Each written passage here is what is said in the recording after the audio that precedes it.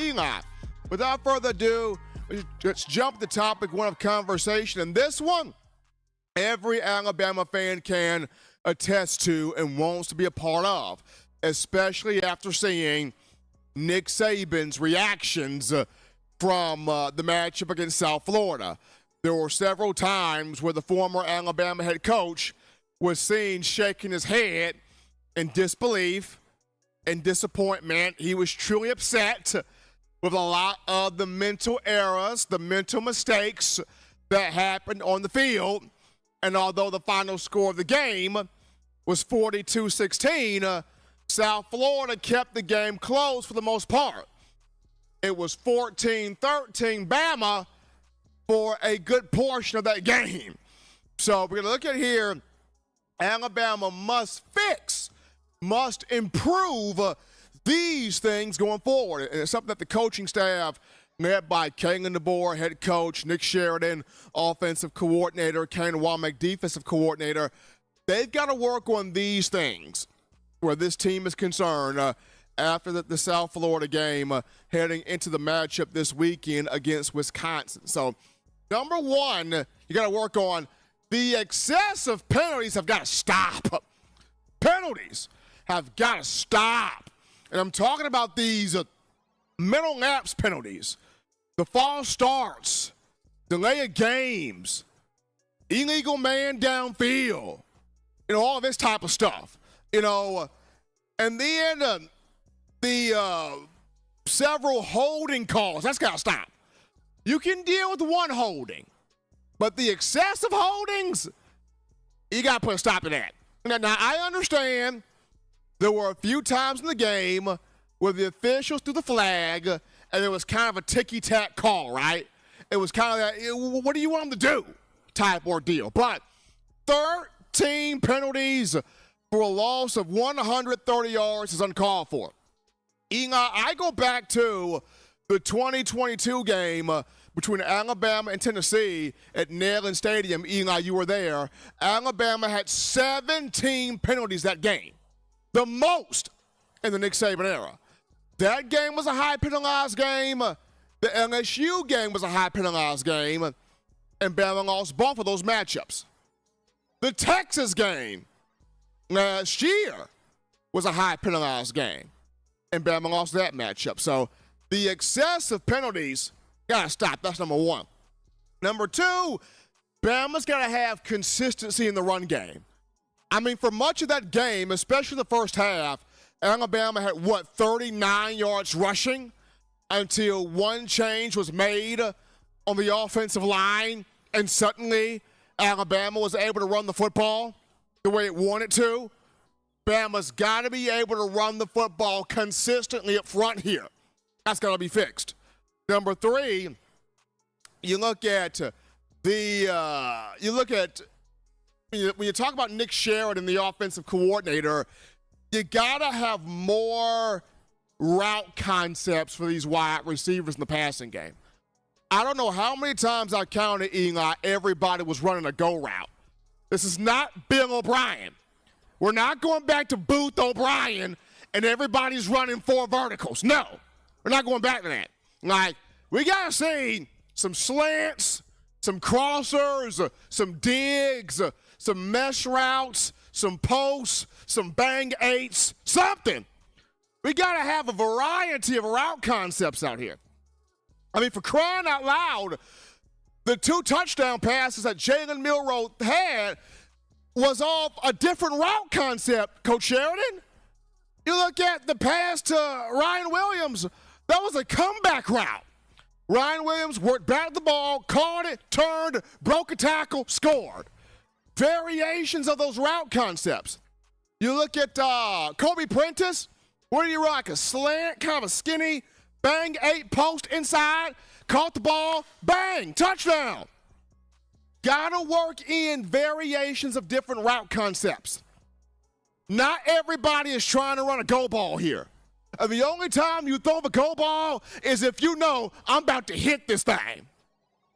If you know good and well you done threw that go ball way too many times and you haven't cashed in on it yet, stop throwing it. You got underneath the routes you can run here. There's more routes out there than a go ball and a bubble screen. Work in some more stuff. It's for Nick Sheridan where these receivers are concerned. Number 4 thing here for me is Alabama's defense in terms of got to get those takeaways. I mean, Kane Womack said today, highly disappointed with this defense. Highly disappointed in not getting takeaways. Alabama gave the ball away 3 times, did not take the ball away at all.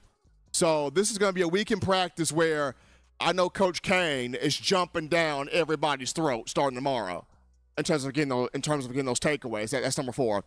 And then last but not least, number 5 here, Bama's offense has got to get off to a fast start.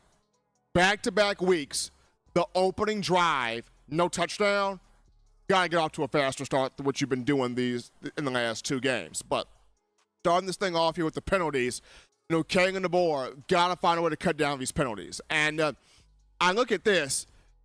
If you're seeing a player or a position group, if you will, struggling with penalties, you got to be able to pull that player to the side, sit that player down, get that player to calm down, cool off, put somebody else in to create a spark. There's just things you got to do. You can't leave a guy out there struggling with penalties out there on the field. That kills drives, that takes points off the board, that kills momentum, and that gives the other team confidence. So if you have a player struggling with penalties, you got to bring that guy over to the side and coach him up and calm him down. Sit him down for a few plays. Put somebody else in there to bring a spark to this team. I mean, we saw what happened when, Elijah Pritchett finally got in the game. You were moving the football. The penalties stopped. You were able to run the football. Jalen Milroe protected, had 2 touchdown passes. This happened when you pull Wilkin Formby out the game. And this is not to say that Wilkin Formby's not good. He is. It's just in that moment, you got to pull him out. In that moment, he's struggling. In that moment, penalty after penalty after penalty. No, take him out. Put your tail down, son. Cool off. I mean, we saw Coach Saban, 2017 national championship season, 2018 title game, pulled Jalen Hurts at halftime against Georgia. And he loved Jalen Hurts. Loved the guy. But Nick knew, bruh, you not it right now. This is not saying you suck. This is not saying you're not good, but you are not it right now.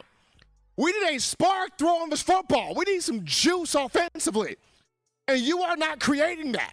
So we got to get the juice from somebody else. And it was Tua Tagovailoa that provided that. And we all saw it happen. Alabama wins a football game, wins the national championship, and took a ring from Kirby Smart's hand. That could have been on Kirby's hand early on in his career. So, for King and DeBoer, got to be able to cut down the penalties. Can't have it. You can't have these mind-boggling mental lapse penalties. Can't have them, number 1.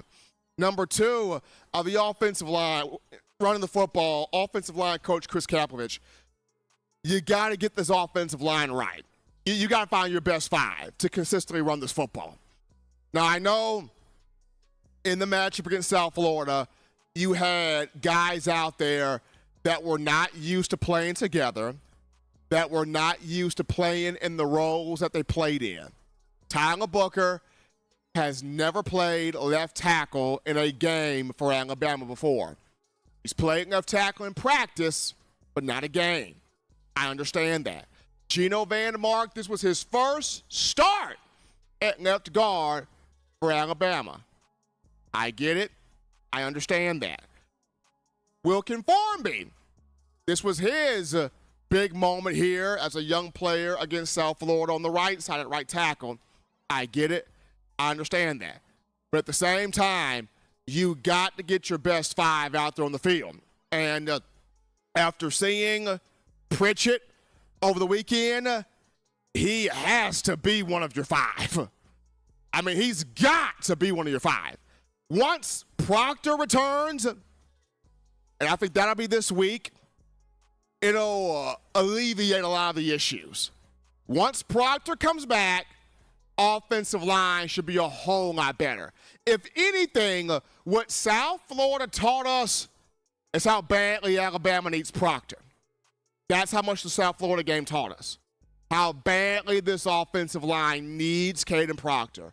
So when he comes back, that'll alleviate a lot of the issue there up front.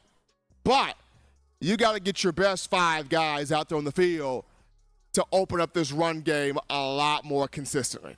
A lot more. That's going to be on Coach Cap to get that done. Number 3, like I mentioned, having more variety in these route concepts where Nick Sheridan is concerned for the wide receivers, that creativity there that my man Jay from Florence talks about a lot.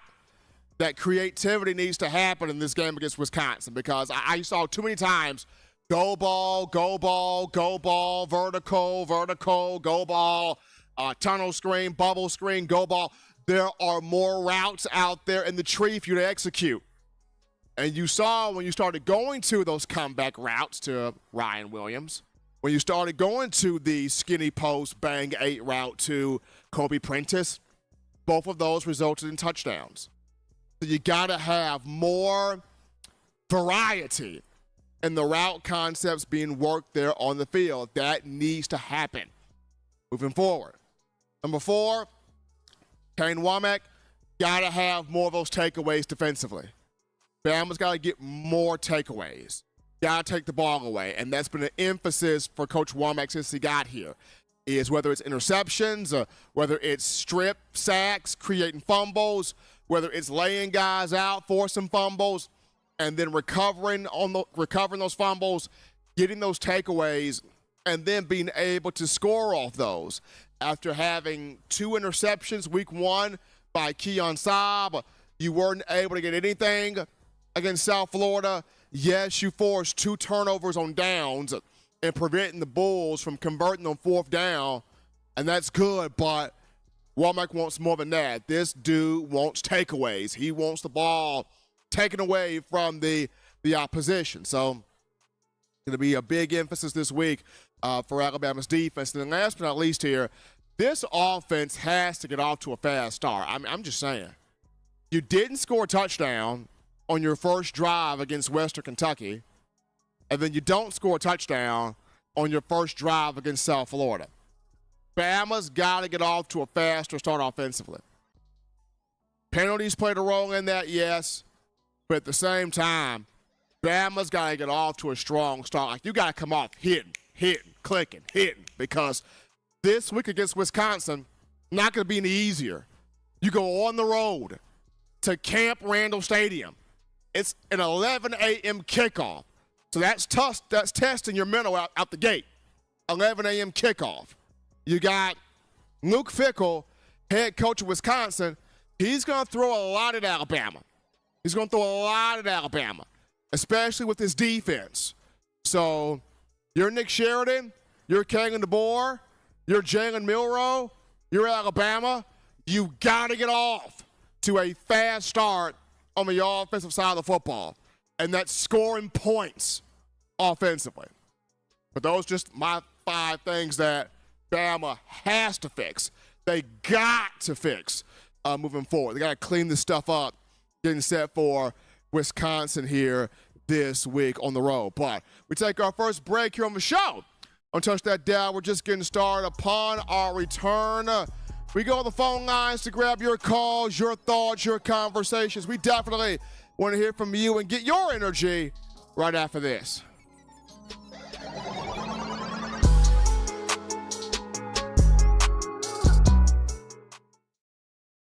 TDA Plus is the all-new Ultimate Alabama Football package, perfect for any Alabama football fan. Not only do you get subscriber-only articles where you can stay up to date on everything that's going on with Alabama football, you also get our brand new video hub that features many podcasts and shows, including Steven's Report with Stephen M. Smith. With over 15 years of covering Alabama football, you get trusted information as Stephen goes in person to see the team, come back and break down to you what he saw live in person. You also get the Way It Is podcast with Stephen M. Smith, where he tells never heard before stories and crazy situations that happened during his 15-year tenure of covering Alabama football. You also get Justin and Dex, where they break down recruits like you've never seen it before, with exclusive behind-the-scenes information and exclusive interviews with recruits. You also get Justin's Recruiting Bites with Justin Smith, where you get the best up-close and personal recruiting information and even talks to you while he's on the road going to recruiting events. Alabama fans, you don't want to miss this huge offer for a jam-packed experience for only $7.95 per month. Visit touchdownalabama.com and become a TDA Plus member today.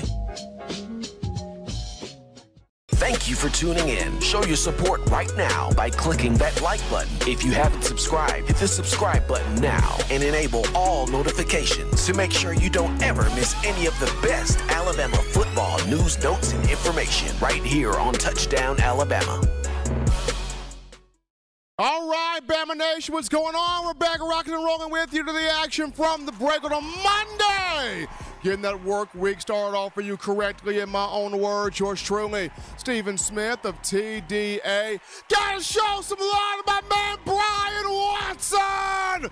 One time with that 499, dropping the love there in the bucket. Appreciate that from Brian Watson. That daily Super Chat Go, $100 daily. Super Chat Go, $100 right there. We appreciate that coming from all of you. Continue smashing that subscribe button, hitting the like button, giving us that thumbs up right here on the channel, making this your show, your spot to talk all things Bama football. But we go to the phone lines to grab your calls. Call segment brought to you by the Blue Wrench Gang, 205-448-1358. And I'm going to call in 205-448-1358. You're live on the show. What's happening, how we feeling, state your name, and where you calling from? Steve, is Brandon from Mobile, Alabama. Hey, Brandon, what's happening? Oh, man, nothing much, Steve. Just kind of want to get straight to it, man. Offensively, I think we saw what we needed to see as far as what the adjustment need to be made. I think we see that 75 couldn't handle his own on that end. With us being able to make that adjustment, I heard that Elijah Pritchett was dealing with an injury. So with us making that adjustment, putting Elijah in, I think we should be okay. Not so good with us moving Tyler Booker out there on that other end. You know, he made a few mistakes, but also it'll be good to see him back on the inside playing the guard position. Other than that, I'm not too worried about the offense, really. I think the O-line will solve itself, you know, once we get them to gel together. Now, however, I do agree with you also mentioned about Nick Sheridan not, you know, giving us some more like crosses, some more cross patterns versus us just doing a lot of these verticals. I think that is pretty much putting us in a lot of these, having Miro having to hold that ball a little bit longer. You know, what is your takeaway from all of that as well? I mean, Brandon, I agree, and I mentioned, you know, once Caden Proctor takes the field, which hopefully that'll be this week, the offensive line will solve itself because you had a lot of guys out there last week that did not have continuity playing with each other. So they will grow in that continuity, but getting Proctor back will be a big deal. Now, for Nick Sheridan, he's got to have more variety in these route concepts that are being called. Not everything needs to be a go ball. I get it. If Ryan Williams has somebody out there burnt bacon, hit the go ball. If Jeremy Bernard or Kobe Prentice, if they got 2 or 3 steps on a guy out there and they're burnt like popcorn, hit the go ball. But let's not let that be every single play. I go back to what made the 2019 receiver room so good for Alabama was you had Steve Sarkisian diversify these route concepts. Devontae Smith wasn't running a goal ball every time. Neither was Jerry Jeudy. Neither was Henry Ruggs. Neither was Jalen Waddle. They had a diversity within their route tree, which sometimes they ran goals, sometimes they ran slants, sometimes they ran hitches, sometimes they ran curls, sometimes they ran comeback routes. There was a versatility within the route tree that made those guys so good, and how Steve Sarkisian was able to manipulate that. I kind of want to see Nick Sheridan do that with this group of wide receivers. Absolutely, Steve. I appreciate you letting me get with you on the offensive side. If I can just briefly just kind of share my defensive thoughts, man. With the defensive side, what worries me, concerns me a bit, honestly, is the secondary. I know we touched bases on seeing Damani Jackson coming over from USC, supposing to be that number one corner. I'll be honest with you, Steve. Damani had he was getting burned a bit. Wasn't able to really kind of get his hands on a lot of those receivers. Not the guy that we thought he would show up and be. Now, granted, that is the second game of the season. We really have to see what he, turns out to be. But he did worry me a bit. Red, he's a bit young, so, you kind of expect the up and down with Red Morgan. I think he's still going to be a promising player, but he did get burned a little bit. I think Red looked a little lost out there for the most part. Now, one thing I saw a little bit, Keon Saab, I think tremendous player. I think the only thing that kind of concerned me with Keon, I know everybody don't like to bring up that number 2 guy who played for us last season, but one thing I got to give credit about that number 2 guy, he was a great open field tackler. I think that's something that Saab, can work on. I saw him miss a few of those tackles, which pretty much concerned me a bit, but I think he'll be able to clean that up. If it was up to me, Steve, I'll say this, man, with that defensive line, who I would start out there, to be real with you, give me Tim Smith, give me James Smith, give me LT Overton, and give me Quay Russaw. Give me them 4 on that line, Steve. I'm telling you. Them boys, those are dogs, straight dogs. Linebacker core, we're going to be solid there. But give me them 4 dogs on that line, man. Other than that, everybody else, I think, like I said, we got a long season ahead of us. Us as Bama fans can't get too crazy, but we're excited, and we also want to just see this team gel and grow together, As far as Coach DeBoer, I think he's going to do an awesome job. I think the only little pushback I got with Coach DeBoer, and which I'm not in the locker room, I don't know, how does he really – I know he let the players, be the leaders in the locker room, but, we're used to saving, chewing people out. That's one of the biggest things. We're used to saving, chewing people out. So we're hoping DeBoer has some kind of way where he makes sure the players understand the accountability. What are your thoughts on that, Steve? Well, look at DeBoer here, Brandon. DeBoer has a whole different style than Coach Saban, and with him, with Saban, we were so used to Saban having basically ulcers on the sideline. We were used to Nick Saban throwing stuff, yelling, breaking stuff, chewing folks out, cussing folks out, just being full-on animated. We were used to that because what that projected to us as consumers of the sport was Saban had that passion. Like, that projected passion to us. So DeBoer channels his passion a different way. We're going to have to see how he does that. But he channels that passion a different way. But appreciate Brandon right there for that call out of Mobile. We're going to take this call here. You're live on the show. What's happening, how we feel, and state your name and where you calling from. Steve, my boy, it's been a while, man. How you doing? It's your cousin G. What's going on? G, man, I'm doing good, man. And the more you come on here, G, the more what you talk about becomes unveiled on the football field. So let's go back to last time I called you. Last time I called you was after spring game. I said I'm gonna call you when we get some game tape.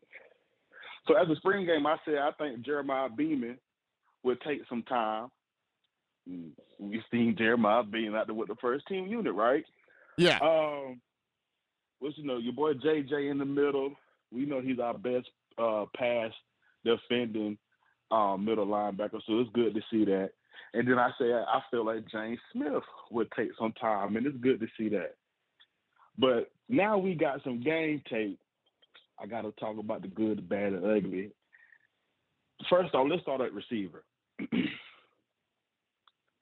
Our receivers outside of Ryan Williams are not getting open, right? And I have an issue with the transfer from Washington coming in, starting over Kobe Prentice. I have not seen anything from him. I know it's only game 2, but especially when what's your boy name from Georgia, the old Georgia quarterback? What's his name? Aaron Murray, something like that. Yeah. He had a good breakdown, and your boy from Washington was in the jail cell all night. It looked bad once somebody put it up on the film. It looked bad. I want to say Aaron Murray pulled up about 8 clips of that boy getting pushed out of bounds. So I have an issue with the boy on that, right? I wanna address how people feel about Miro. I just seen that somebody said this was just his 16th start. So when you look at 16 starts, Steve, that's not a lot of experience, right? And especially coming from a guy that's not a true pocket quarterback. But what I don't like about Miro, Steve, is I don't see where he got better at. Could you tell me where you see him progress from last year to this year, or do you think you see the same guy? I say he's gotten slightly better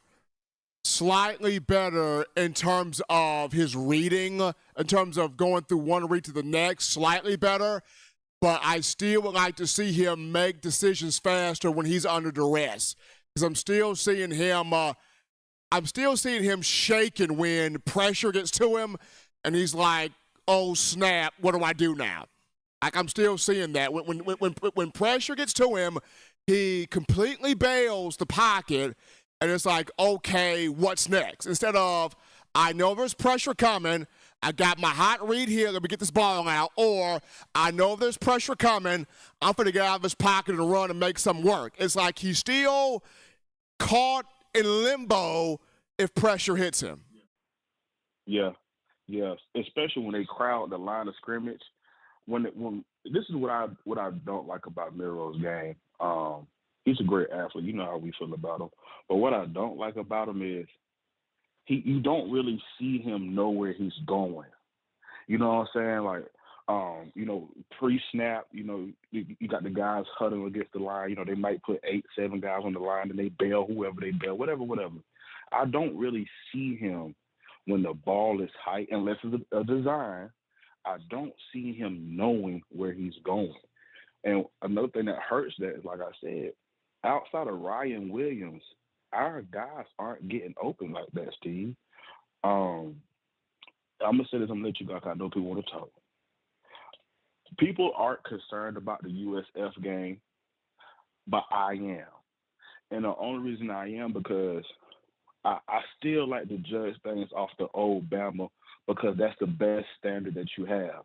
I can't let nobody trick me into saying, oh, the times are different. Bullshit. Kirby ain't gave up a touchdown in 6 games. Outside of Bama, he ain't giving up a touchdown in 6 games. So I'm not trying to hear about no times different. We just do it different. And when you change up the ingredients, music at practice, when you change up the ingredients, not cussing people out on the sideline, you're going to have a different outcome. So I think DeBoer's still a good guy. I think he's the guy, but when you do things different, you're going to have a different outcome. But, Steve, I'm a little worried, because if you don't fix what haunted you in the past, history will repeat itself. Now, Steve, what team did we struggle with the most last year? The ugliest game we had last year. The ugliest game Bama had last year, if not Michigan, it was South Florida. All right, then. So history repeats itself if you don't fix the issues. What's the issues with Bama? We don't have a dominant nose guard. That's for one. That USF just exposed Bama can't shut down the run. Second, another thing, History's going to repeat itself. We're going to get all the way to the promised land, and we haven't fixed the past, so it's going to repeat. Your boy is not, like you said, he's not handling that blitz well. Who cares if we beat everybody else? Steve, we want chips again, right? We want chips. We ain't worry about USF. We use USF to let us know where we struggle at. And the thing that's bothering me the most, what we struggled at last year, we struggling this year, minus the snap, Steve. Holla at you, man. Appreciate G from Raleigh giving his thoughts here on a Monday to the show. 205-448-1358. The number to call in, 205-448-1358 to be a part of today's action. Alabama getting the win there over South Florida. Not pretty to say the least, but got the win over South Florida. There's a lot to clean up here. You talk about Wisconsin this week. You talk about after a bye week, you got Georgia coming to Tuscaloosa. There's a lot to clean up here for Alabama football. But gotta show some love to my man DP Don Parker with that $10 donation. Dropping the love in there. Appreciate that from Don Parker. As you guys are continuing to get your thoughts set to call in, they go to this call topic. Tim Keenan III for the Crimson Tide, defensive lineman, nose tackle, made SEC Defensive Player of the Week. Had nine tackles. I think he had nine tackles. Had 1.5 sacks, 2.5 tackles for loss, and a quarterback hurry. Played very well against South Florida. He was one of those guys up front that was able to get effective or be effective in the run game, hit Byron Brown of a quarterback who ran for 108 yards against Alabama's defense. I mean, if Byron Brown had an arm, if he had an accurate arm at that quarterback position, this game could have been crazier. This game could have been worse than what actually happened. But Byron Brown, not an accurate arm out there on the field at all. Alabama was able to, of course, passing not their strong suit anyway, but Bama 42 to South Florida 16. We got another super chat in here. Let's see what this one came from Eli. This super chat right here. Oh man! Alabama B225 with that $36 donation, dropping that in there. Appreciate Alabama B225 helping us out here on the show. We're going to take another break right here, folks. Don't touch that dial. When we get back, King and DeBoer did update the media today on a trio of injuries for the Crimson Tide. We'll see if all three of these guys will be back on the field against Wisconsin this weekend. We'll talk about that after this.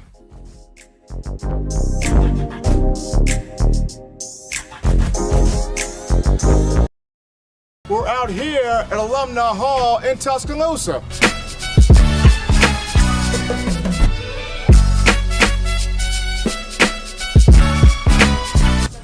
Oh yeah, this. Oh, man. Gotta get this. Gotta get one of these right here. Can't rock that Bama without this shirt right here, fresh polo. You gotta also rock the all pink, like Kanye West right there. Keychains, gotta get you some keychains. University of Alabama keychains. I'm telling you, if you are a die-hard Alabama fan and you're looking for some big-time apparel, this place has got everything. We're talking shirts, shoes, sweatshirts, hoodies, cups, mugs, keychains. If you're just a Tide fan that has an itch to get more apparel, get more swag in your game, you come right here at Alumni Hall in Tuscaloosa, right here in Midtown Village. And also you can shop online. The link is in the description to get your gear right here at Alumni Hall. Thank you for tuning in. Show your support right now by clicking that like button. If you haven't subscribed, hit the subscribe button now and enable all notifications to make sure you don't ever miss any of the best Alabama football news, notes, and information right here on Touchdown Alabama. All right, Bama Nation, here we go. We're back rocking and rolling to the action from the break here on a Monday. Number one ticket for Bama football news. In my own words, yours truly, Stephen Smith of TDA. Got my man Egon Walker in the production studio right there. People continue hitting that subscribe button, tapping the like button, giving us that thumbs up right there on the show.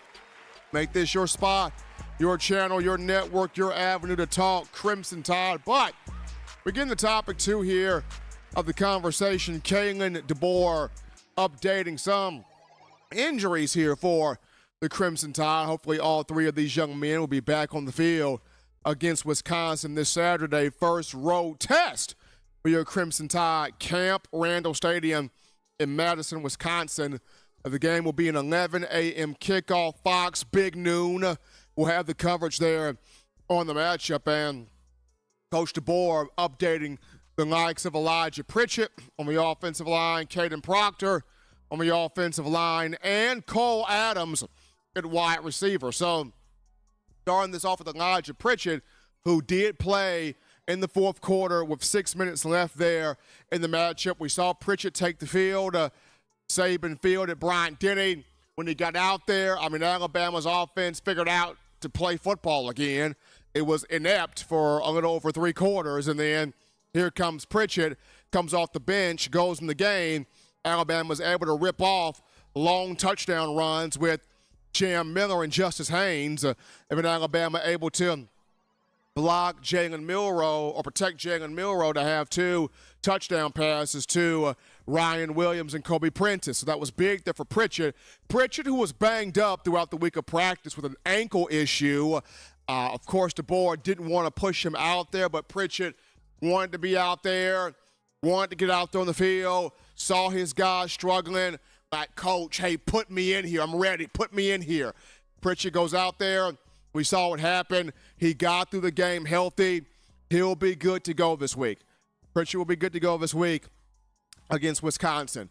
When you look at Caden Proctor, Alabama continue to work with him with the movement and the motions with his left shoulder, elbow is concerned there. Alabama will continue to work with him throughout this week in practice. DeBoer talked about he started to get a lot better. He started to come along strong the latter portion of last week, but the Tide decided to hold him out. So this week, I feel like Proctor will practice a lot more this week. I feel like he should go against Wisconsin. Like I said, with him being back out there at left tackle as your best left tackle on the field, with him being back out there, that will alleviate a lot of the problems there on the offensive line. So Proctor looked good in practice to end last week, but the coaching staff did not want to put him out there on the field, decided to hold him off. So this week, he'll be practicing a whole lot more, and I think this week he will go against Wisconsin. When you look at redshirt freshman wide receiver Cole Adams, had an upper extremity injury, according to Coach DeBoer, kind of a shoulder arm issue where he caught the ball trying to convert a 3rd down, stretched his arm out there to try to move the chains there, hurt his arm, had to be assisted off the field to the medical tent. Was nothing too terrible there. So the coaching staff will be watching him, monitoring him throughout the week. According to Coach DeBoer, he'll be a little bit limited early on this week in practice starting tomorrow. But as they go about Wednesday, Thursday, they'll see kind of where Cole is. He is somebody that does bring you electricity in the punt return aspect. The backup is Jalen Mbakwe, the freshman, former 5-star. We did see Mbakwe have a very nice punt return against South Florida. So if Cole couldn't go this week, as far as punt return is concerned, it wouldn't be a drop-off because you got Mbakwe that's got that type of speed and presence on the punt return game as well. But we'll see how Cole does throughout this week here in practice starting tomorrow. But that's what Kalen DeBoer was able to provide an update in the 3 injuries. Pritchett made it through it. He's healthy. He's fine. Ankle's good. Will be able to go against Wisconsin. For Caden Proctor, had a very good week at the latter part of last week. We'll still be monitoring him, but should practice a whole lot more. Should be able to go this week against Wisconsin. And then Cole Adams will be limited to start this week of practice, but as we continue to push to Wednesday, Thursday, we will see where he is. But we take another break right here, folks, from the show. Don't touch that dial, baby. When we get back and return to those phone lines, light us up. We want your calls, your thoughts, your energy, your enthusiasm rolling through the show. We get to you, the fans, right after this.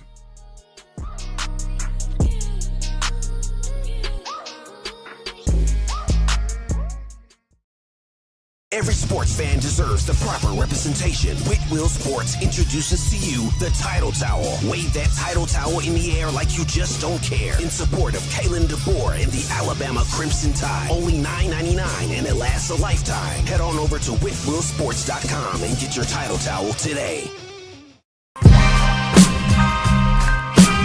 This is Chris Rogers, 2009 national champion. You are listening to the baddest, when I say the baddest, sports show in the state of Alabama. In my own words, you know, yours truly, Touchdown Alabama Magazine. Don't touch that dial. Thank you for tuning in. Show your support right now by clicking that like button. If you haven't subscribed, hit the subscribe button now and enable all notifications to make sure you don't ever miss any of the best Alabama football news, notes, and information right here on Touchdown Alabama. All right, people, here we go. Back in, rocking and rolling to the action from the break on a Monday. Here on In My Own Words, hottest show in these streets. Talking your Bama football news. Right here, yours truly, Stephen Smith of Touchdown Alabama Magazine. My man Eli Walker in the production studio. You guys continue smashing that subscribe button. Tap subscribe right now. Hit the like button. Give us that thumbs up right there on the show. Show us that we are your number one shop here for all things Crimson Tide football. We appreciate that. The daily Super Chat go, $100 daily.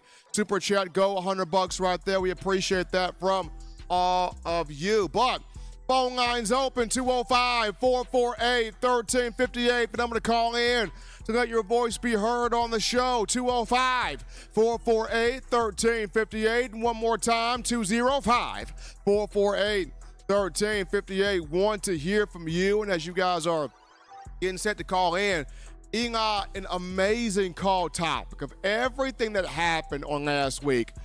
One very significant thing got lost in the shuffle, and that was the courage of Q Robinson, the courage of Alabama edge rusher Quandarius Robinson, who played with a heavy heart last week. His father passed away 2 days before the matchup against South Florida. His dad passed, and Q-Rob, who was from Birmingham, went to Jackson Olin High School. His dad, who was a very pivotal encouragement part of his life, dies. And Q-Rob spent the earlier part of last week, with his family, being around his family in a very tough and trying time. And our condolences go out to Q-Rob and his family in this. The fact that Q came back the latter part of last week and wanted to be around his coaches, wanted to be around his teammates, loves this program so dearly, and in honor of his dad, flying around the field, made so many plays over the weekend, had a big sack of Byron Brown, his second sack of the season. You got to take your cap off to Q, because a lot of people, Eli, in that moment do not play in this game. I know for a fact if I was a D1 athlete, and as close as I am to my pops, if this was my father that would have died 2 days before the game, Eli, I'm going to cut it real with you. I wouldn't have played. I ain't even for the cap. I wouldn't have played, man. I wouldn't have played at all. But that just shows you the love that Q-Rob has for this Alabama football program. I mean, he loses his dad, goes out there, plays, gives his all, and I know it had to have been emotional for him. throughout the entire game. And just hearing Coach DeBoer speak so highly of what Q-Rob did, and to hear from Kane Womack speak on the son that Q-Rob is, and how much he was just so proud of how Robinson handled everything. Top to bottom, how he handled everything. So definitely want to see him continue to have success this season for the Crimson Tide. But we take our final break here on the show. Don't touch that dial, baby. When we get back, we get into this discussion, this dialogue, right? There were, not everybody, but there were a couple of fans out there that were saying, calling for Kalen DeBoer's job, calling for Kalen DeBoer's head after the struggle against South Florida, after the win over South Florida. And I'm going to discuss why that's not the thing that should be done, and why it's important to get behind this man. Is he Nick Saban? Of course not. But who is going to be Nick Saban? Nick Saban is one of one. There will never be another Nick Saban. So we're going to get into why you got to get behind Coach DeBoer like right now. And I'll discuss it after this.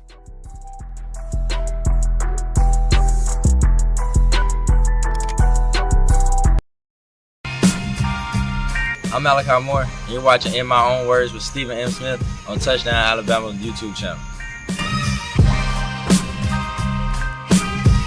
Thank you for tuning in. Show your support right now by clicking that like button. If you haven't subscribed, hit the subscribe button now and enable all notifications to make sure you don't ever miss any of the best Alabama football news, notes, and information right here on Touchdown Alabama. What's going on? This is Benny Bice. I'm the founder and owner of Touchdown Alabama. And you guys are supporting one of the only independent outlets covering Alabama football today. No other sports, no networks, just Alabama football. Roll Tide Roll. All right, folks, here we are. Back to the action from the break here, wrapping things up on a Monday.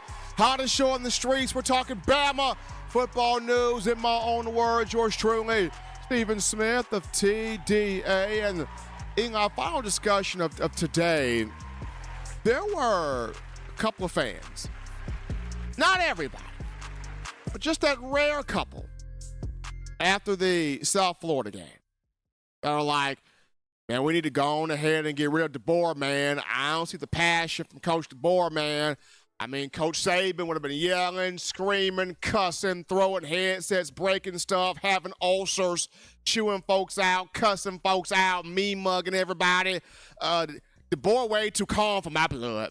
DeBoer way too calm. Like, I need my coach to have some fire, to have some passion about himself. Like, DeBoer way too calm for me. First and foremost, people, I've said this before.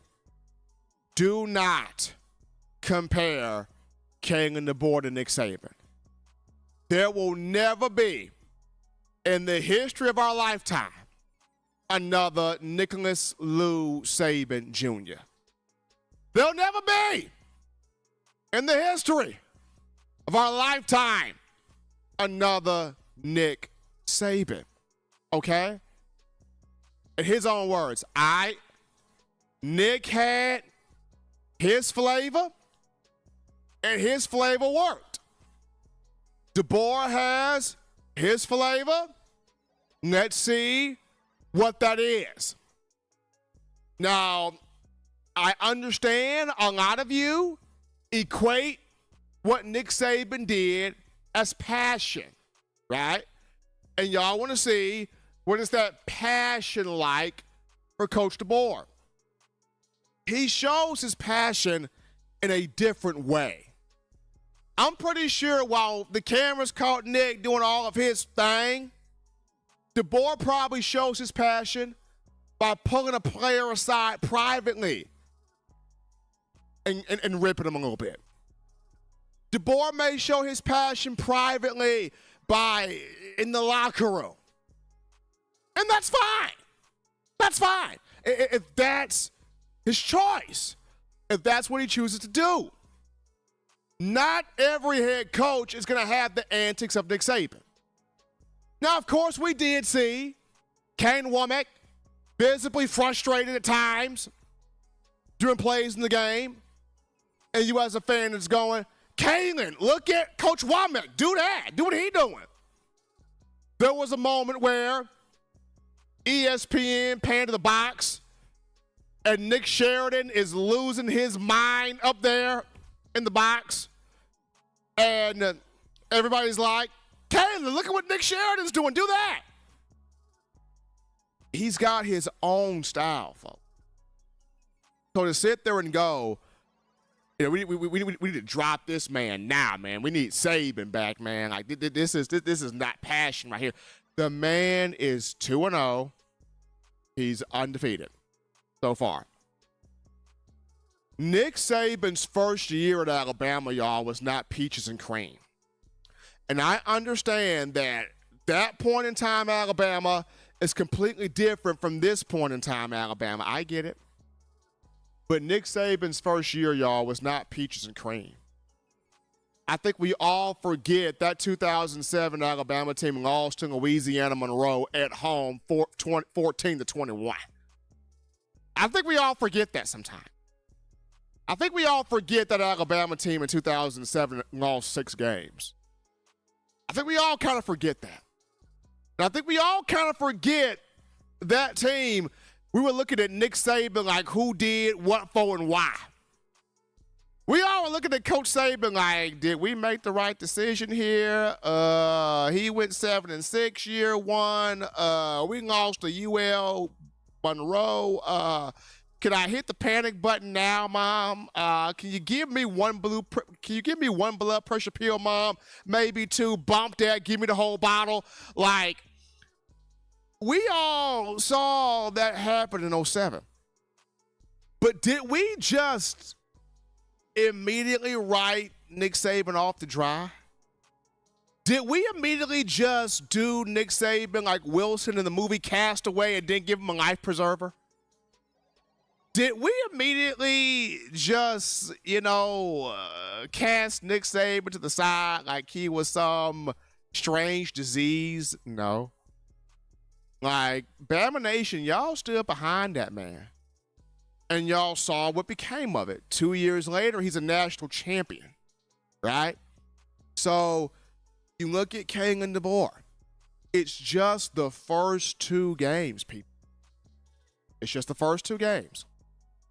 Let him get some stuff worked out. Let him get some stuff cleaned up. Let him get some stuff situated now. Let him get some stuff situated. Once he gets some stuff situated and this team starts to progress and roll, then we will see the Alabama team that we need to see. But to sit there and say, oh, man, let go of DeBoer. Fire him right now, man. This guy ain't it, man. I don't see no passion. I don't see no whoop-de-whoop-de-woo. I don't see no butt chewing. I don't see him breaking stuff. Y'all, I'm going to say this. For those of you out there that have children, especially more than one child, everybody is not going to be like your first child. Your first child is going to have a different personality from your second child. And my God, that third child gonna have a different personality than all of them. Everybody's got a different personality. Kalen DeBoer's got a different personality from Nick Saban. We're just gonna have to learn it. And we're just gonna have to grow with it. Okay? He's gonna be fine as the Alabama head coach. He is going to be fine. It was South Florida. That was a good test to show what does Alabama need to clean up. Because Western Kentucky didn't test this team at all. So South Florida, this was a good test to see what does Alabama need to clean up. And then you have a road test, your first true road test coming up this weekend against Wisconsin. And we'll learn some more. But right now, please, let's not hang Kalen DeBoer out to dry just yet. This is just game number 2. Give him some time to really get settled, right now. Give them some time to get settled in as far as this season here is concerned. But as always, folks, you want the best in news, notes, information, coverage on your best, on your favorite program, that being Alabama football. You can get this by accessing the Touchdown Alabama magazine app. You download the app from the iPhone App Store if you're rocking Team Apple, Google Play Store if you got the Android phone for your audio needs. Hey, check us out. iTunes or Apple Podcasts, Spotify, Stitcher, Spreaker, TuneIn Radio, Overcast F.FM, or iHeartRadio. We got you covered right there. The good and gracious Lord sees fit. I'll be back on Wednesday, continuing the conversation that is Tide football. Remember, Alabama fans, you subscribe to touchdownalabama.com to get all the coverage, to get all the content, to get everything that you need concerning Bama in the palm of your hands. Touchdownalabama.com. That's touchdownalabama.com. Get you that subscription today. Gotta show some love to my man Jimmy Cash Money Clay, that $25 donation, dropping that in there. Appreciate Jimmy Clay.